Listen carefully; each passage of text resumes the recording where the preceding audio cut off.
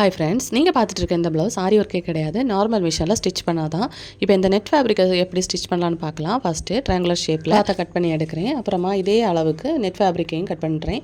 ஆனால் எக்ஸஸாக கொஞ்சம் கிளாத் இருக்கிற மாதிரி கட் பண்ணி எடுத்துக்கோங்க. நார்மலாக ஸ்லீவுக்கு நம்ம எப்படி லைனிங் கிளாத் போட்டு மறைச்சி எடுப்போமோ அது மாதிரி அடித்து எடுத்துக்கோங்க.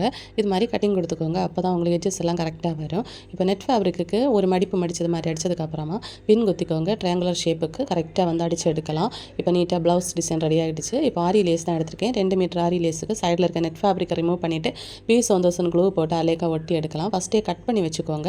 கட் பண்ணிட்டு ஒட்டிக்கோங்க. நீட்டாக ஒட்டிடும், வாஷ் பண்ணாலும் போகாது. இப்போது இதை காய விட்டதுக்கப்புறமா இதில் நம்ம ஹேங்கிங் பீட்ஸ் கொடுக்க போகிறோம். அதுக்காக நீடில் நம்பர் 10 எடுத்திருக்கேன். அப்புறமா த்ரெட் எடுத்துக்கோங்க.